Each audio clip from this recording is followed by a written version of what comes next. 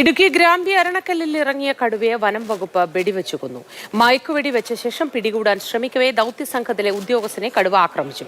അപ്പോൾ സ്വയരക്ഷാർത്ഥം കടുവയെ വെടിവെക്കുകയായിരുന്നു. ഡാർട്ട് ചെയ്ത് ഫസ്റ്റ് ഡാർട്ട് കൊണ്ടില്ല. ആദ്യത്തെ ഡാർട്ട് നമ്മൾ കടുവയ്ക്ക് കൊണ്ടില്ല. അപ്പോൾ നമ്മൾ 15 മിനിറ്റ് വെയിറ്റ് ചെയ്തു. സാധാരണ ഡാർട്ട് കൊണ്ടു കഴിഞ്ഞിട്ടുണ്ടെങ്കിൽ 15 മിനിറ്റ് സമയം വേണം. ആ 15 മിനിറ്റ് നമ്മൾ വെയിറ്റ് ചെയ്തിട്ടും കടുവ അനങ്ങാത്തതുകൊണ്ട് വീണ്ടും സെക്കൻഡ് ഡാർട്ട് നമ്മൾ ചെയ്യാൻ വേണ്ടിയിട്ട് പ്രിപ്പയർ ചെയ്തു. സെക്കൻഡ് ഡാർട്ട് ചെയ്തു. സെക്കൻഡ് ഡാർട്ട് സക്സസ്ഫുൾ ആയിരുന്നു.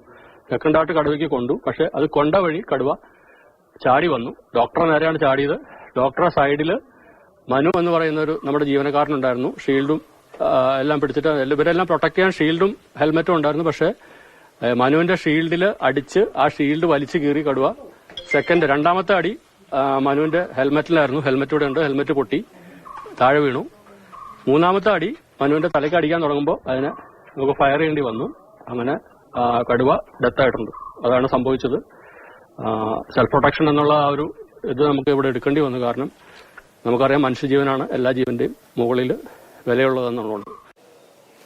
വിശദാംശങ്ങളുമായി ജെയിനിസ് രാജു ചേരുന്നു. ജെയിൻ, ദേശീയ മൃഗമാണ്. കടുവ വെടിവെക്കുന്നതിനൊക്കെ വലിയ നിബന്ധനകൾ ഉള്ളതാണ്. പക്ഷേ അപ്പോഴും DFO പറഞ്ഞതുപോലെ സ്വയരക്ഷാർത്ഥം വെടിവെക്കുകയായിരുന്നു എന്നാണ് വ്യക്തമാക്കുന്നത്.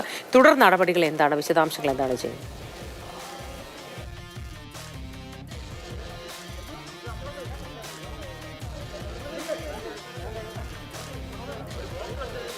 മോത്തി, വളരെ സങ്കീർണമായിട്ടുള്ളൊരു ദൗത്യമാണ് വനം വകുപ്പ് പൂർത്തിയാക്കാൻ ശ്രമിച്ചത്. ഈ തേയില ചെടികൾക്കിടയിലാണ് കടുവ കിടന്നിരുന്നത്. അപ്പോൾ സ്വാഭാവികമായും പരമാവധി അതിന്റെ അടുത്ത് പോയി തന്നെ മയക്കുവെടി വെക്കേണ്ടി വരുന്നു.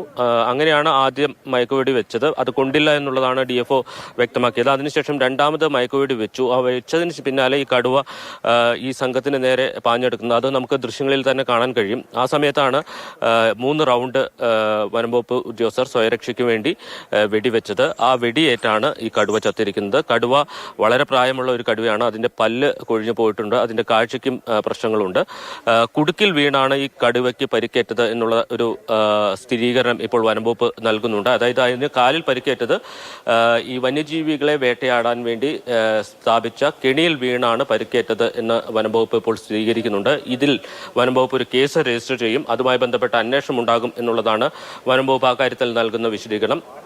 ഇനി പോസ്റ്റ്മോർട്ടം ഉൾപ്പെടെയുള്ള നടപടികളാണ് പൂർത്തിയാക്കേണ്ടത്. പോസ്റ്റ്മോർട്ടം നടത്തേണ്ടത് ഇപ്പോൾ ഈ സംഘത്തിലുണ്ടായിരുന്നത് 2 വെറ്റിനറി ഡോക്ടർമാരാണ്. അവർക്ക് ഇനി ഈ കടുവയെ പോസ്റ്റ്മോർട്ടം ചെയ്യാൻ കഴിയില്ല. പകരം തിരുവനന്തപുരത്തു നിന്നും കൊല്ലത്തു നിന്നും മറ്റ് ഡോക്ടർമാരെ എത്തിച്ചു വേണം ഇതിന്റെ പോസ്റ്റ്മോർട്ടം നടപടികൾ പൂർത്തിയാക്കാൻ. അതോടൊപ്പം തന്നെ ദേശീയ കടുവ അതോറിറ്റിയുണ്ട്. ആ അതോറിറ്റിയുടെ ഒരു നിബന്ധനകളുണ്ട് ഇത്തരം കടുവകളെ. തീർച്ചയായും. പക്ഷേ അടിയന്തര സാഹചര്യമായിരുന്നു അവിടെ ഉണ്ടായിരുന്നത്.